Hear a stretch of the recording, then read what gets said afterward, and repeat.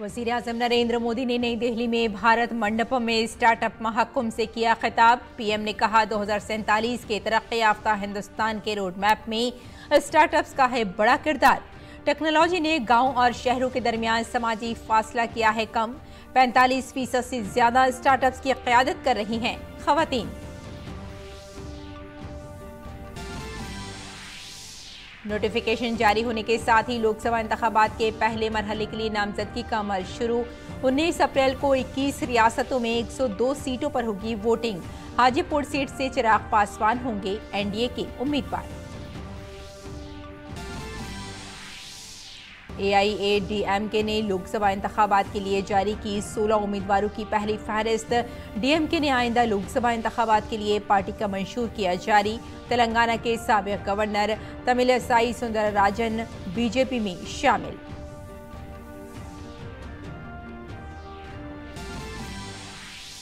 केजरीवाल को गिरफ्तारी का खौफ। दिल्ली हाई कोर्ट ने केजरीवाल से पूछा था सवाल। ईडी के सम्मन पर पेश होने में किया क्या है हर्ज। बीजेपी ने बनाया निशाना। कहा अदालत ने केजरीवाल को दिखाया आईना कि आप कानून से बालतर नहीं। मगरबी बंगाल में इनकम टैक्स महकमे की कार्रवाई। ममता हुकूमत में वजीर अरूप बिस्वास के भाई स्वरूप बिस्वास की टोलीगंज रिहाइशगाह पर आईटी का छापा।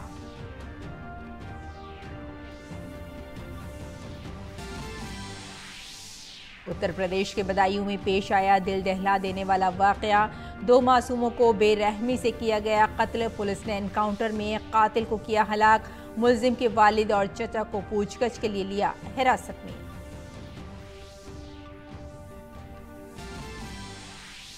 होली के त्यौहार पर मुल्क भर में खुशी का माहौल। मथुरा के द्वारकाधीश मंदिर और अयोध्या के हनुमानगढ़ी में अकीदतमंदों ने मनाई रंगारंग एकादशी। होली के मजे में भीगते लोगों ने एक दूसरे को गुलाल से किया रंगीन।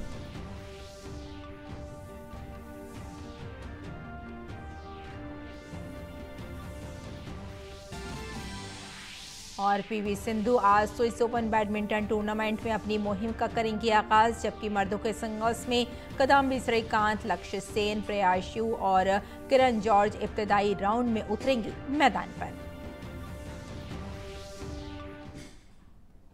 आदाब नाज़रीन, खबरनामे में आपका इस्तकबाल है। मैं हूं आपके साथ रेशमा फारूकी। आइए तफसील से अब खबरों पर नजर डालते हैं। वज़ीर-ए-आज़म नरेंद्र मोदी ने नई दिल्ली में भारत मंडपम में स्टार्टअप महाकुंभ से खिताब किया। तमाम रियासतों से 3000 से ज्यादा मंदूबीन, 3000 मुमकिना कारोबारी अफराद और हजारों दीगर स्टेक होल्डर्स ने मुल्क में अपनी नौयत के सबसे बड़े स्टार्टअप इवेंट में हिस्सा लिया। वज़ीर-ए-आज़म ने भारतीय स्टार्टअप्स की तारीफ की जो हर मैदान में परचम लहरा रहे हैं। वज़ीर-ए-आज़म ने कहा कि 2047 के विकसित भारत के रोड मैप में स्टार्टअप्स का बड़ा रोल है। वज़ीर-ए-आज़म ने कहा कि हमारा स्टार्टअप इकोसिस्टम सिर्फ बड़े मेट्रो शहरों तक महदूद नहीं है, बल्कि भारत के स्टार्टअप इनकलाब की क़यादत मुल्क के छोटे शहरों के नौजवान कर रहे हैं। देश ने स्टार्टअप इंडिया अभियान के तहत इनोवेटिव आइडियाज को एक प्लेटफॉर्म दिया, उनको फंडिंग के सोर्स से कनेक्ट किया। एजुकेशनल इंस्टीट्यूशंस में इंक्यूबेटर स्थापित करने का अभियान भी चलाया। हमने बिल्कुल उसका बाल वाटिका शुरू की, अटल टिंकरिंग लैब। टियर 2, टियर 3 शहरों के नौजवानों के लिए भी अपने आइडियाज को इंक्यूबेट करने की सुविधा मिलने लगी। हमारा स्टार्टअप इकोसिस्टम सिर्फ बड़े मेट्रो शहर तक सीमित नहीं है, ये देश के 600 से अधिक जिलों तक पहुंच चुका है। इसका मतलब है ये एक सामाजिक कल्चर बन गया है, और जब कोई सामाजिक कल्चर बन जाए तो फिर उसको रुकने का कोई कारण ही नहीं होता है। वो नई नई ऊंचाइयों को प्राप्त करता ही करता जाता है। वजीर आजम ने कहा कि आज पूरी दुनिया भारत की नौजवान ताकत की सलाहियत को देख रही है। वजीर आजम ने कहा कि इस सलाहियत पर भरोसा करते हुए मुल्क ने स्टार्टअप इकोसिस्टम की तामीर की तरफ कई कदम उठाए हैं। Agriculture, textile, medicine, transport, space, even मैंने देखा योगा में स्टार्टअप शुरू हुए हैं, आयुर्वेद में स्टार्टअप शुरू हुआ है। और एक दो नहीं, मैं थोड़ा मैं रुचि लेता हूं तो देखता रहता हूं, 300, 400 की संख्या में है। स्पेस जैसे सेक्टर में जो कि हमने अभी कुछ ही समय पहले ओपन अप किया। पहले तो सरकार में जैसा स्वभाव रहता है जंजीरें बांध देना, और मेरी पूरी ताकत जंजीरें तोड़ने में लगी रहती है। स्पेस में 50 से अधिक सेक्टर्स में भारत के स्टार्टअप बहुत अच्छा काम कर रहे हैं, और ऑलरेडी हमारे स्टार्टअप स्पेस शटल लॉन्च करने लगे हैं जी। वजीर आजम ने कहा कि अगर भारत आज एक नई उम्मीद, आलमी स्टार्टअप स्पेस के लिए एक नई ताकत बनकर उभरा है तो इसके पीछे एक सोचा समझा विजन है। भारत ने सही वक्त पर दुरुस्त फैसले किए हैं। 2014 में जहां देश में कुछ 100 स्टार्टअप भी नहीं थे, आज भारत में करीब 1.25 लाख रजिस्टर्ड स्टार्टअप्स हैं, और इनसे करीब 12 लाख नौजवान सीधे तौर पर जुड़े हुए हैं। हमारे पास 110 से ज्यादा यूनिकॉर्न्स हैं। हमारे स्टार्टअप्स ने लगभग 12,000 पैटेंट्स फाइल किए हैं। वजीर आजम ने स्टार्टअप महाकुंभ में एक बहुत बड़ी नुमाइश का भी दौरा किया। वजीर आजम ने वहां आने वाले स्टार्टअप्स के बारे में मालूमात ली। वजीर आजम ने वहां मौजूद नौजवानों की हौसला अफजाई की।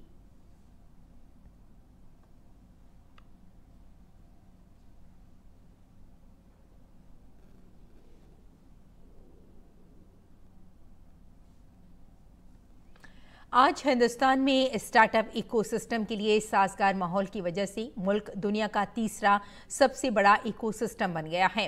सिडबी के chief general manager Satyaprakash Singh ने डीडी न्यूज के साथ एक खुसूसी बातचीत में कहा कि विजनरी वजीर आजम की क़यादत इसके पीछे एक बड़ी वजह है।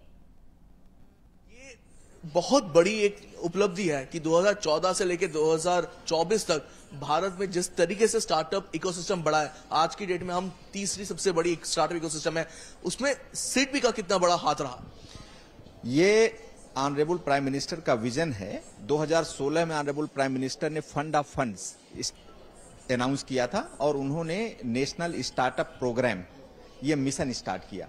ये 10,000 करोड़ का फंड सिडबी मैनेज कर रहा है, और ये 10,000 करोड़ का फंड 2016 से लेकर के 2024 तक आज जो कुछ भी आप इंडिया में देख रहे हैं, 2016 में इंडिया में कुल लगभग 300 केवल स्टार्टअप रजिस्टर्ड थे।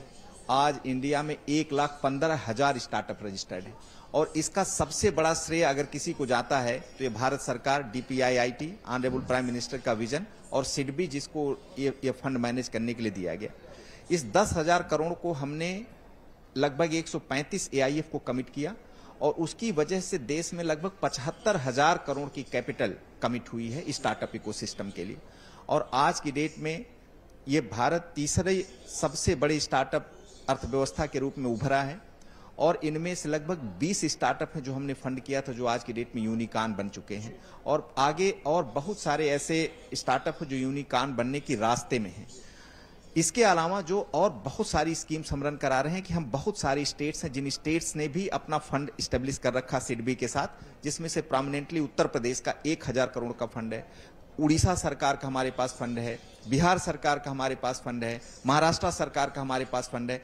ये सारे फंड वो हैं जो हम फंड जो 10,000 करोड़ का भारत सरकार का फंड है, इसके साथ उन स्टेट स्पेसिफिक स्टार्टअप में हम लगाते हैं। हम ऐसा देखते हैं कि जो ये इनिशिएटिव भारत सरकार का लिया गया था, और उससे बड़ा इनिशिएटिव भारत सरकार ने जो अभी पिछले बजट में अनाउंस किया, 1 लाख करोड़ का फंड R&D फंड स्टेब्लिश किया गया।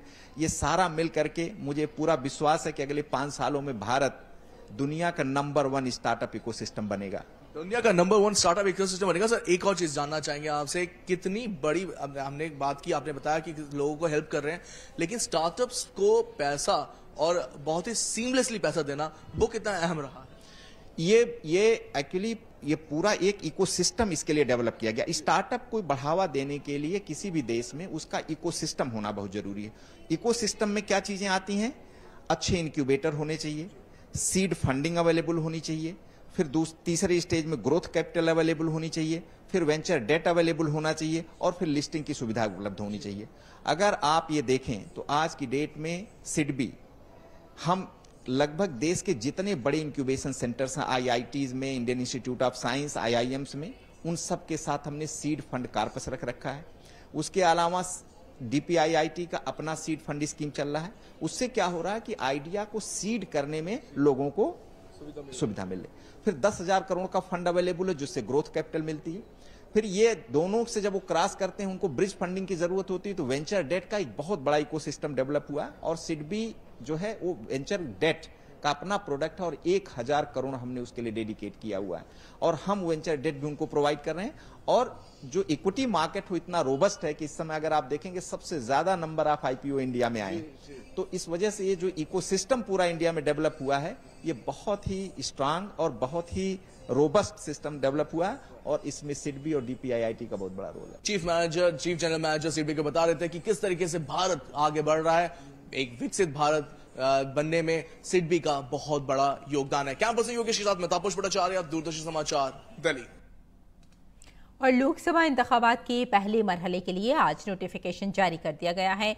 अब आज से तमाम जमातों के उम्मीदवार कागजात नामजदगी जमा करा सकेंगे। कागजात नामजदगी दाखिल करने की आखिरी तारीख 27 मार्च है। मरकजी इलेक्शन कमीशन के ऐलान के साथ ही 18वीं लोकसभा की तश्कील का अमल जारी है। ऐलान के साथ ही 18वें लोकसभा की तश्कील का अमल जारी है और 17वें लोकसभा की मुद्दत 16 जून को खत्म हो रही है। इंतखाबात 7 मरहलों में होंगे और तमाम सीटों के लिए वोटों की गिनती 4 जून को होगी।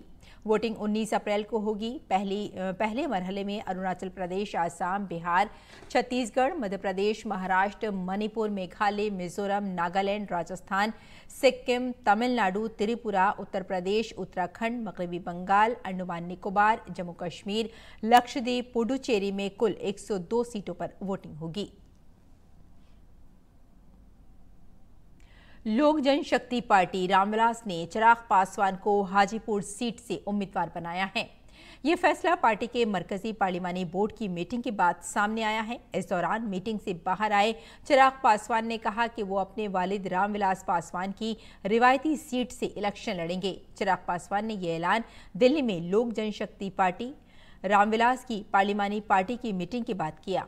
मुलाकात के बाद चिराग पासवान ने कहा कि मैं खुद हाजीपुर सीट से एनडीए के उम्मीदवार के तौर पर इलेक्शन लड़ूंगा।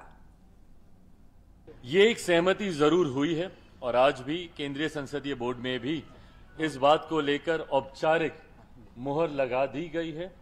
इतना अब तय है कि हाजीपुर जो मेरे नेता, मेरे पिता आदरणीय रामविलास पासवान जी की कर्मभूमि रही है, वहां से एनडीए के प्रत्याशी के रूप में लोक जनशक्ति पार्टी रामविलास के उम्मीदवार मैं खुद स्वयं होऊंगा।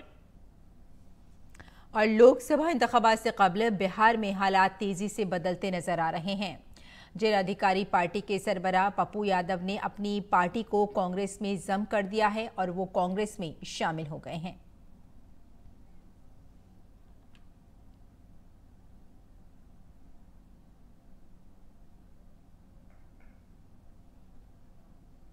हम लोग मिलकर 24 भी जीतेंगे और 25 तो जीतेंगे ही जीतेंगे।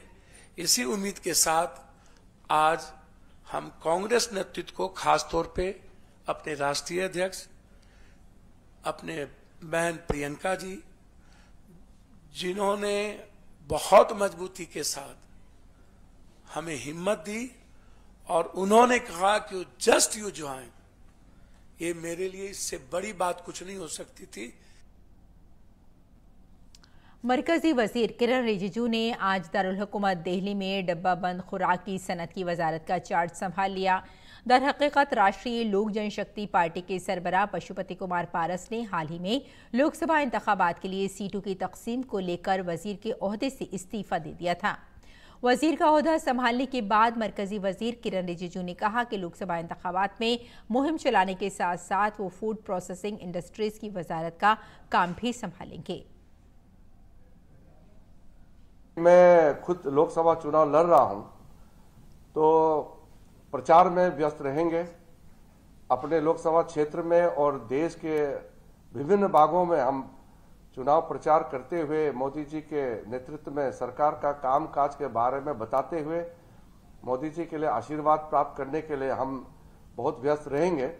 लेकिन सरकारी कामकाज बंद नहीं रहेगा। मंत्रालय का काम में कोई बाधा नहीं आएगा। जैसे काम चल रहे हैं और जो तय किया गया मंत्रालय का काम है वो पूर्ण रूप से हम लोग संचालित करते रहेंगे। और तिमिलिसाई सुंदरराजन ने तेलंगाना के गवर्नर और पुडुचेरी के लेफ्टिनेंट गवर्नर के ओहदे से इस्तीफा देने के 2 दिन बाद आज बीजेपी में शमूलियत इख्तियार की। इसके बाद उन्हें फरवरी 2021 में पुडुचेरी के लेफ्टिनेंट गवर्नर का इजाफी चार्ज दिया गया था।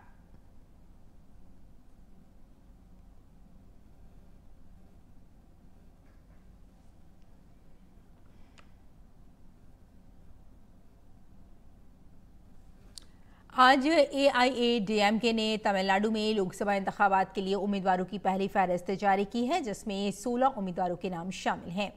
AIADMK ने इस बार अकेले लोकसभा इलेक्शन लड़ने का फैसला किया है।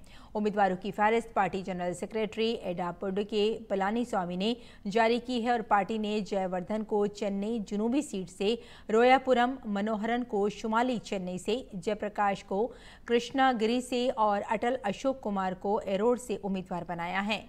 इसके अलावा AIADMK ने सलेम लोकसभा सीट से विघ्नेश, विलुपुरम से बकिया राज और अरकुनम से AL विजयन को टिकट दिया है। लोकसभा इंतखाबात से पहले तमिलनाडु के वजीर आला MK स्टालिन ने बुध को अपनी पार्टी का मंशूर जारी किया। DMK ने अपने इंतखाबी मंशूर में गवर्नर के दफ्तर को निशाना बनाते हुए कहा कि जब तक गवर्नर का ओहदा खत्म नहीं किया जाता उस वक्त तक रियासत में गवर्नर की तकर्रुरी रियासत के वजीर आला की मुशावरत से की जाए। मंशूर में यह भी कहा गया है कि आर्टिकल 361 जो गवर्नर्स को फौजदारी की कार्रवाई से इस्तिस्ना फराहम करता है उसमें तरमीम की जाएगी। DMK ने मजीद कहा कि तिरुकुरल को कौमी किताब बनाया जाएगा, जबकि तमिलनाडु में कौमी तालीमी पॉलिसी और साथ ही NEET को नाफिज नहीं किया जाएगा। मंशूर में यह भी कहा गया है कि रियासत में CAA और UCC को नाफिज नहीं किया जाएगा। DMK ने आइंदा लोकसभा इंतखाबात के लिए 21 उम्मीदवारों की अपनी पहली फहरिस्त जारी कर दी है, जिसमें 12 नए उम्मीदवार शामिल हैं। साथ में कनिमोजी थूथुकोडी से इलेक्शन लड़ रही हैं। पार्टी ने शुमाली चेन्नई से कलानिधि वीरास्वामी और जनूबी चेन्नई से तामिलाजी थंगा पांडयान और वस्ती चेन्नई से दयानिधि मारन और साथ में आपको यहाँ ये बताते चलें कि सरपीर माथुर से TR बालू, अराकोनम से जगतर चाहन और वेलूर से कंधीर को मैदान में उतारने का फैसला किया गया है। मध्य प्रदेश की 29 सीटों पर खवातीन वोटरों का फैसला कुन किरदार है। यही वजह है कि रियासत की बड़ी सियासी जमातें बीजेपी और कांग्रेस खवातीन को अपनी तरफ राग़िब करने की कोशिश कर रही हैं। मध्य प्रदेश की लोकसभा सीटों के इंतखाबात में खवातीन के अहम मसाइल क्या हैं, आइए देखते हैं हमारे नुमाइंदे की ये खास रिपोर्ट। 1 जनवरी 2024 के अदाद-ओ-शुमार के मुताबिक मध्य प्रदेश में कुल वोटरों की तादाद 5,64,15,310 है। इनमें से 2,73,87,122 यानी कि तकरीबन 49% खवातीन वोटर्स हैं। दोनों बड़ी सियासी जमातें इन खवातीन वोटर्स को अपनी तरफ राग़िब करने की कोशिश कर रही हैं। हम एक सरल और सुदृढ़ सरकार चाहते हैं जो कि सभी के हित में विकास करे, खासतौर से महिलाओं के। नई सरकार से यही चाहेंगे कि महिलाओं के हित में कार्य हो और महिलाओं को अपने कार्य के लिए यानी आत्मनिर्भर बने और उनके लिए रोजगार के नए नए अवसर प्रदान किए जाएं। आगे यही चाहते हैं कि जिस तरह से शासकीय कर्मचारियों को उनका मानदेय उनका बढ़ाया जाता है, उसी तरह से आंगनवाड़ी कार्यकर्ता और आशा कार्यकर्ताओं को एक तो नियमित कर दिया जाए। जहां इस वक्त रियासत की 29 में से 28 सीटों पर काबिज बीजेपी मोदी हुकूमत के कामों के साथ रियासत की डबल इंजन हुकूमत के कामों को भी अवाम के सामने रख रही है, तो वहीं कांग्रेस का कहना है कि गुज़िश्ता 10 सालों में मोदी हुकूमत ने खवातीन के लिए कुछ नहीं किया। आदरणीय प्रधानमंत्री जी पहली बार जब 15 अगस्त पर भाषण देते हैं तो महिलाओं की चिंता करते हुए स्वच्छ भारत अभियान की शुरुआत होती है ताकि महिलाओं को इज्जत घर टॉयलेट्स उपलब्ध कराए जा सके। वो माताएं बहनें जिनका धुएं से स्वास्थ्य बिगड़ रहा था उनको उज्ज्वला सिलेंडर का लाभ मिलता है। बहनें जिनसे कभी मालिकाना हक नहीं मिलता था, आज अधिकतर बहनों को मालिकाना अधिकार प्रधानमंत्री आवास में मिला है। अंतिम छोर में जो हमारी आदिवासी बहन बैठी है, आज वो स्व सहायता समूह से जुड़ रही है, ड्रोन दीदी बन रही है और किसानी के क्षेत्र में भी अच्छा काम कर रही है। ये स्पष्ट दिखाता है कि चौतरफा विकास, महिला सशक्तिकरण और महिला की सुरक्षा भारतीय जनता पार्टी की प्राथमिकता है। इसीलिए सभी महिलाएं हर बार कहती हैं, मैं हूं मोदी का परिवार। गरीब परिवार की एक महिला को 1 लाख रुपए प्रति वर्ष मिलेगा, ये कांग्रेस पार्टी की गारंटी है। आधी आबादी पूरा हक, बातें तो सब करते हैं पर सिर्फ कांग्रेस पार्टी इस बात की गारंटी देगी, हम महिलाओं को, आपको केंद्र की नई भर्तियों में 50% महिला आरक्षण होगा। पहली बार सावित्रीबाई फुले छात्रावास, 2 गुना कामकाजी महिला हॉस्पिटल हर जिले में होंगे। अधिकार मैत्री, हर पंचायत में एक अधिकार मैत्री की नियुक्ति होगी। शक्ति का सम्मान होगा। आशा, आंगनवाड़ी, MDM वर्कर्स को वेतन में केंद्र का दुगना योगदान रहेगा। ये सब कांग्रेस पार्टी क्यों लेकर आई है? हमारे और आपके उत्थान के लिए लेकर आई है। पिछले 3 लोकसभा इंतखाबात में इलेक्शन लड़ने वाली खवातीन उम्मीदवारों के अदद-ओ-शुमार में भी बेहतरी आई है। 2009 के इंतखाबात में जहां 29 खवातीन उम्मीदवारों ने हिस्सा लिया था, तो वहीं 2014 में ये तादाद बढ़कर 37 हो गई। वहीं 2019 के इंतखाबात में मध्य प्रदेश की 29 सीटों के लिए 40 खवातीन उम्मीदवार मैदान में थीं और जहां 2014 के इंतखाबात में 29 लोकसभा सीटों पर 4 खवातीन उम्मीदवारों ने कामयाबी हासिल की थी, तो वहीं 2019 में 5 खवातीन उम्मीदवार लोकसभा के लिए मुंतखब हुई। मध्य प्रदेश में विधानसभा के चुनाव हो या लोकसभा के चुनाव, महिला मतदाता निर्णायक भूमिका में रही हैं और यही कारण है कि मध्य प्रदेश के प्रमुख राजनीतिक दल बीजेपी और कांग्रेस महिला मतदाताओं को अपने पाले में लाने की जुगत में लगे रहते हैं। लेकिन इस बार के चुनाव में महिला मतदाता को किस राजनीतिक दल के दावे और वादों पर भरोसा होगा, ये तो चुनाव के परिणाम ही बताएंगे। भोपाल से कैमरामैन गौरव निरगुडकर के साथ आदित्य श्रीवास्तव, DD न्यूज। और दिल्ली हाई कोर्ट ने वजीर आला अरविंद केजरीवाल की तरफ से दायर दरख्वास्त की समाअत करते हुए ईडी से जवाब तलब किया है, जिसमें एक्साइज पॉलिसी केस में इन्फोर्समेंट डायरेक्टोरेट के जरिए उन्हें जारी करदा तमाम समन को चैलेंज किया गया है। अदालत ने केजरीवाल के ईडी के सामने पेश न होने पर भी सवालात उठाए हैं। अदालत ने कहा कि आपके नाम पर समन जारी हुए हैं, आप भी मुल्क के शहरी हैं, पेश होने में क्या हर्ज है। वहीं ईडी ने अर्जी की मुखालफत करते हुए कहा कि केजरीवाल की अर्जी काबिल समाअत नहीं है। समाअत में फिलहाल ना तो केजरीवाल को गिरफ्तारी से तहफ़्फ़ुज़ हासिल है और ना ही अदालत ने ईडी के समन पर रोक लगा दी है। केस की अगली समाअत 22 अप्रैल को होगी। आगे बढ़ते हैं। उत्तर प्रदेश के बदायूं जिले में मंगल की शाम 2 बच्चों के बहिमाना कत्ल के मामले में पुलिस ने मुलजिम साजिद के वालिद और चचा को पूछताछ के लिए हिरासत में ले लिया है। बदायूं के सिविल लाइंस थाना इलाके के बाबा कॉलोनी में मंगल को देर शाम एक शख्स ने घर में घुसकर 3 हकीकी भाइयों आयुष, युवराज और हनी पर कुल्हाड़ी से हमला कर दिया, जिसमें आयुष और हनी की मौत हो गई, जबकि युवराज को शदीद जख्मी हालत में जिला अस्पताल में दाखिल कराया गया है, जहां उनका इलाज चल रहा है।